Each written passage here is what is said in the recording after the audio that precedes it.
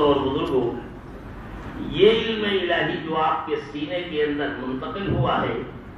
حدیث کے اندر آپ حضرات پڑھتے رہتے ہیں، ہم تو صرف یاد دہانی کے لیے آپ کے سامنے عرض کر رہے ہیں، یہ نہیں کہ آپ کی معلومات میں اضافہ ہو جائے۔ ماشاءاللہ آپ تو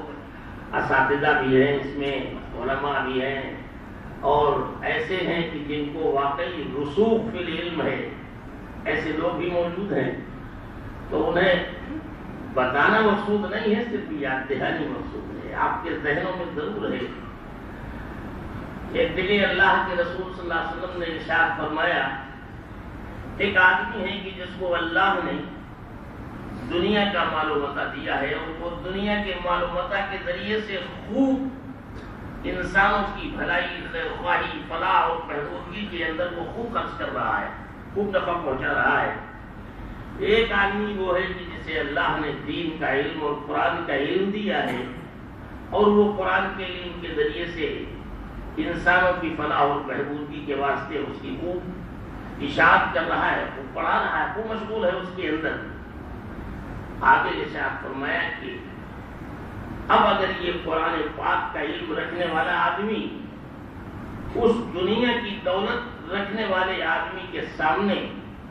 اور اس مال و متاع رکھنے والے انسان کے سامنے اگر یہ قرآن کے علم والا آدمی اپنے آپ کو کمتر سمجھتا ہے، تو حضور صلی اللہ علیہ وسلم نے فرمایا کہ قرآن کی اس سے بڑی کوئی توہین نہیں ہو سکتی۔ اللہ ہماری حفاظت فرمائے۔ اصل مسئلہ جو ہے وہ یہیں پر آ کے ٹکتا ہے۔ ہماری ذمہ داریاں کیا ہیں وہ تو ابھی سمجھیں گے، لیکن اس علم کے بارے میں جو ہم سے کوتاہی ہو رہی ہے، معاف کریں ہم کو، ہمیں اس سے ایسے الفاظ نہیں ملتے کہ جو ہم استعمال کریں کہ جس کے اندر آپ کی بارے میں کوئی یعنی اہانت کا کوئی ایسا لفظ استعمال ہو جائے، تو اس کے لیے پہلے ہی ہمیں معاف کرتے ہیں، ہم معافی مانگتے ہیں آپ حضرات سے، لیکن مجبور ہیں کہنے کے لیے، اور کہنے کے لیے مجبور ہم اس لیے ہیں دوستوں اور بزرگوں کو یہ بتاؤ کہ ہم اپنا درد اگر اپنوں سے نہیں کہیں گے تو کس سے کہیں گے؟ آپ کو ہم اپنا سمجھ کے اپنا درد آپ کے سامنے رکھ رہے ہیں۔ اس وقت پوری دنیا کے اندر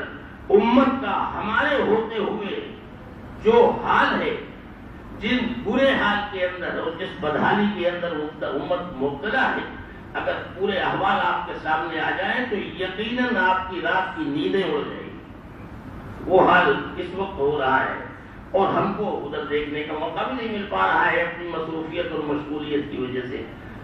تو ہم تو یہ عرض کر رہے تھے،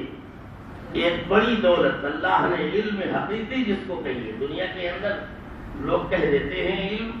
کہ بہت سارے علم ہے، سائنس کا ہے اور ایگریکلچر کا ہے اور میڈیکل لائن کا علم ہے، تمام سب علوم کہے جاتے ہیں، حالانکہ وہ علم کچھ بھی نہیں ہے، وہ سب فنون ہے۔ علم تو صرف ایک ہے، اور وہ ہے جو اللہ کے رسول صلی اللہ علیہ وسلم دنیا میں لے کر کے آئے ہیں۔ اگر ان سب کو ہم علوم کہہ دیں تو من سلک طریقا یلتمس بہ علما سہل اللہ طریقا الی الجنہ، اللہ جنت کا راستہ آسان کر دیتے ہیں۔ تو ان دنیاوی علوم کو بھی اگر ہم علوم کہہ دیتے ہیں تو جنت کے راستے پر یہ یہود و نصارہ ہم سے بہت آگے ہوں۔ اگر ان کو سب کو ہم علم مان لیں تو یہود و نصارہ ہم سے بہت آگے ہوں گے، ہم بہت پیچھے ہیں ان کے اعتبار۔ تو وہ علم ہے ہی نہیں، وہ صرف فنون ہے۔ علم تو صرف وہ ہے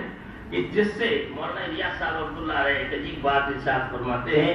کہ کسی مسلمان کو مجھے جاہل کہتے ہوئے لرزہ آتا ہے، میرا بدن کانپتا ہے، اس لیے کہ دنیا کا سب سے بڑا علم اسے حاصل ہے، اور وہ یہ کہ وہ اللہ کو اللہ جانتا ہے، اس سے بڑا کوئی علم نہیں، کچھ بھی نہیں جانتا، اللہ کو اللہ جانتا ہے، تو یہ سب سے بڑا عالم۔ اور سب کچھ جاننے کے باوجود اگر آدمی اللہ کو اللہ نہیں جانتا تو اس سے بڑا کوئی جاہل نہیں۔ ضرور۔ اس لیے دوستوں اور بزرگوں، اللہ نے بہت بڑی نعمت اپنے کرم سے بلا استحقاق ہم کو اور آپ کو عطا فرمائی ہے، اور اس کے اوپر جتنا بھی ہم اللہ کا شکر ادا کریں اس کا حق نہیں ادا ہو سکتا۔ لیکن دوستوں اور بزرگوں، ایک بات عرض کریں کہ اتنی بڑی نعمت جو اللہ نے ہمیں دی ہے وہ ہماری اپنی کوئی ذاتی جاگیر نہیں ہے۔ ہم یہ سمجھیں کہ یہ علم الہی جو مل لیا ہے ہمیں، یہ ہماری کوئی ذاتی جاگیر ہے، ایسا کچھ نہیں ہے، بلکہ یہ پوری امت کی مشترکہ ایک امانت ہے جو آپ کے حوالے کی گئی ہے، پوری امت کی، اس لیے کہ امت کے ہر طبقے کا دین آپ کو دیا گیا، تاجروں کا دین آپ کو دیا گیا، کسانوں کا دین آپ کو دیا گیا، مالداروں کا دین آپ کو دیا گیا، غریبوں کا دین آپ کو دیا گیا، فقیروں کا دین آپ کو دیا گیا، بادشاہوں کا دین آپ کو دیا گیا، حاکموں کا دین آپ کو دیا۔ امت کے اندر جتنے طبقات ہیں اور جتنے بھی مشغلے والے افراد ہیں، ان سب کا دین آپ کے حوالے کیا گیا ہے، تو پوری امت کی ایک مشترکہ امانت ہے جو آپ کے حوالے کی گئی ہے۔ اور آپ یہ بتائیں کہ اگر کوئی آدمی آپ کے پاس امانت رکھ کر کے جائے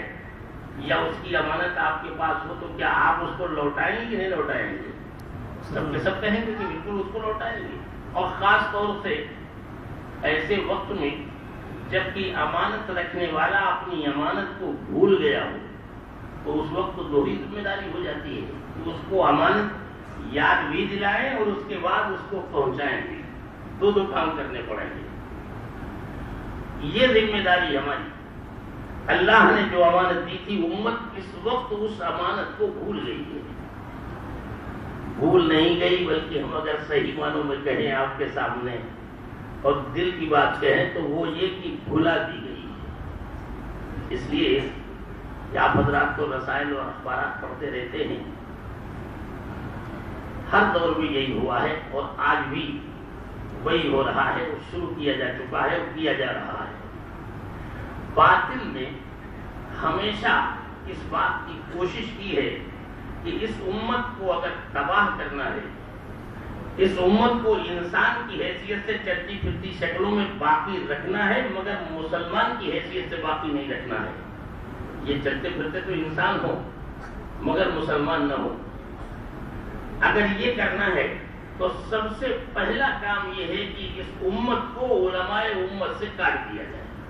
پہلی کوشش یہ ہوئی ہے ہر دور کے اندر۔ آپ انقلابات کے دور دیکھیں کہ جب جب باطل نے کوئی قدم اٹھایا ہے تو اس سے پہلے یہ سازشیں شروع ہوئی ہیں ہر دور کے اندر۔ آپ سب قرن اول کے بعد، خیر القرون کے بعد آپ دیکھیں کہ جتنے بھی حادثات ہوئے ہیں اور جتنے بھی سانحے ہوئے ہیں، اس امت کو جب جب اس کے ایمان و عقائد کو لوٹا گیا ہے اور جب جب اس کی معیشت، معاشیات، اقتصادیات اور اس کے رسم و رواج اور اس کی عبادات، ان کے اوپر جب جب ڈاکہ ڈالا گیا ہے، تو باطل نے ہمیشہ پہلے یہ کوشش کی ہے کہ ان کو علماء سے کاٹ دو، اس لیے کہ اگر یہ علماء سے جڑے رہیں گے تو ان کو احساس رہے گا اور ان کے اندر یہ شعور باقی رہے گا کہ ہم مسلمان ہیں، ہمارا کوئی اللہ ہے، ہمارا کوئی نبی ہے، کم سے کم اتنا شعور تو باقی رہے گا۔ جب یہ شعور بھی ختم ہو جائے تو وہ وقت ہوتا ہے ہماری کامیابی کا۔ باطل اس بات کی پہلی کوشش کرتا ہے۔